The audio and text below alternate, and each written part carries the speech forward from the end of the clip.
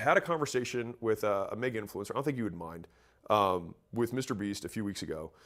And we were talking about kind of like the future of media and content. And so one of the things that he was just talking about was the soccer game that came up, that they do like UK versus US. And I've never watched the game, but you might have seen some like YouTube videos about it.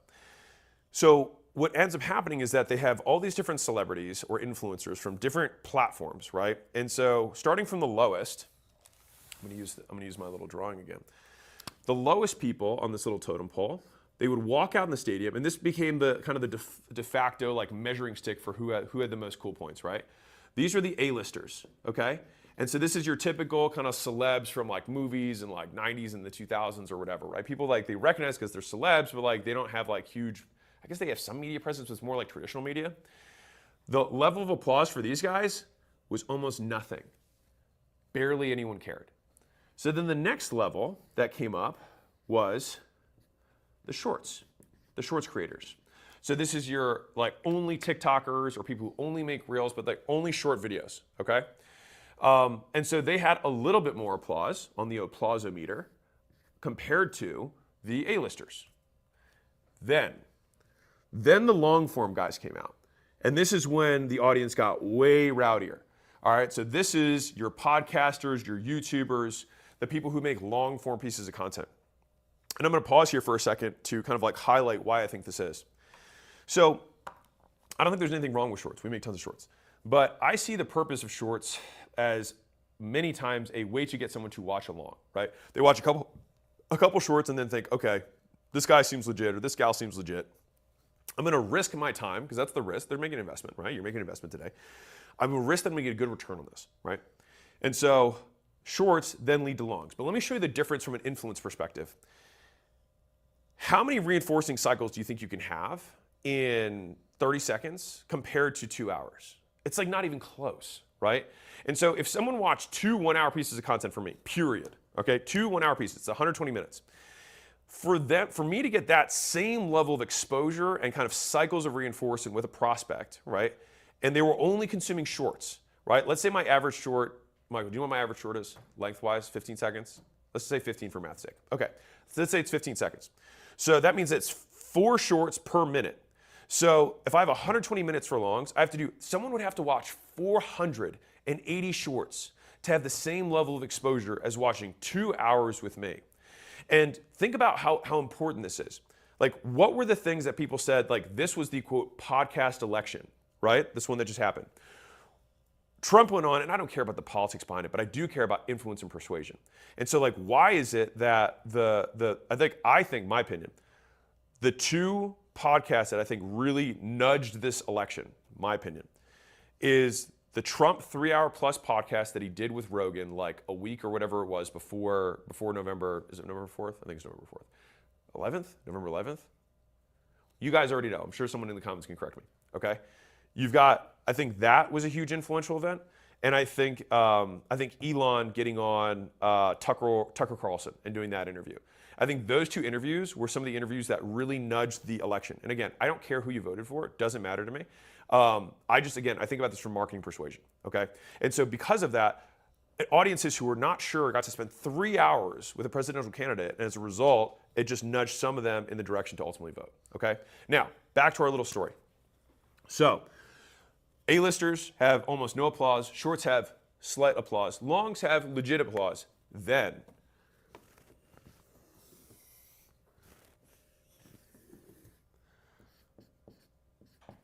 the live streamers.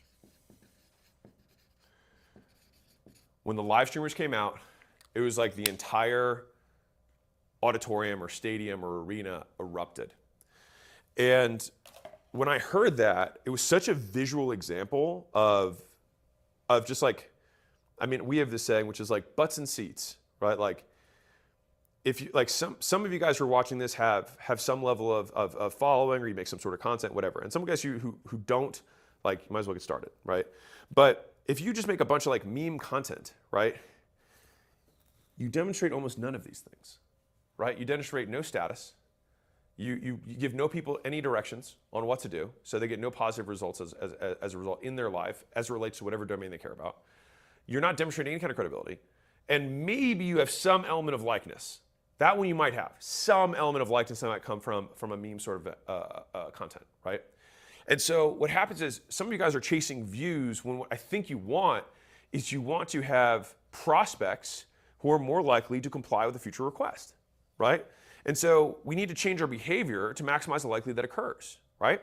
And so in looking at this thing, this is why I'm telling you, like showing my cards, I'm going to be doing more live streams. And I think it's also, and this is me like outside of SPCL, but I think like meta themes overall, is that I think that the internet will always move towards truth. And so I think the A-listers, everything's super curated, everything's super polished, it's photoshopped, it's scripted, right? And as you move closer this way, it's rawer. Like you have a 3-hour podcast, like they're not scripted, right? Or most of them aren't, right? Streaming, it's like, yeah, we're live, right? I can't do anything, like we're live. And so this idea of how can we approximate the rawest reality of us hanging out, right? And actually going through this stuff, I think that is what will unlock the most influence, as long as you are still including these SPCL elements into it. And I think that's the marriage, right? How do I do SPCL and do it as many times as I possibly can? That's the idea. And so live streaming provides that opportunity. Now, let's also think about this from a context of volume, right? So whether you like him or not, Rogan, tremendous influence, right? To the same degree, PBD, tremendous influence. Dave Ramsey, tremendous influence. What is it that these guys have in common, right? What is it they have in common? They're putting out hours of content every single day. So you guys want to hear something a little bit mind-blowing? So I said earlier that we had 35,000 pieces of content, right?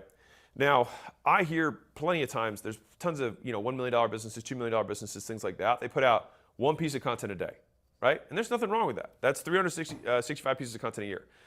And if you think about the size of acquisition.com in terms of our revenue, right, compared to somebody who's doing $1 or $2 million a year, and they're doing 365 pieces of content, we're just quite literally doing 100 times more. That's it. Like we're literally just doing 100 times the volume. And as a result of that 100 times the volume, what do you think's happening? We get 100 times the prospects. And so a lot of like people want to try and like outsmart themselves and thinking that they can like not do the work that's required, but it's actually far more linear than you would expect. So like we just know that like 1 out of 10 shorts is going to go is going to be a 2 or 3x outlier. We just know what that math looks like. Same thing for longs, right? And so it's like, how do I just jam as much into that input output machine as I possibly can? And as long as I'm checking these boxes, like I'm making the right kind of content, then you're going to get the right kind of prospects. All right. So I'll give you one more nugget, and then I'll open up for discussion. And I love Dave, by the way. For those of you like Dave's a G. Dave's been doing like I don't care who you are, you have to respect that man's level of effort. Like he's been doing this for 40 years. 40 years. He's been putting out 3 hours a day of content. It's like I don't care what you think about him. Like the guy works and he's consistent. And the thing is, and he'll be the first to say it. He's like, it's not like I'm Superman or I'm not like, some rocket scientist here. He's like, but the guy is consistent. And like, I'm telling you, like if you can unlock consistency, like you can become an incredibly dangerous competitor.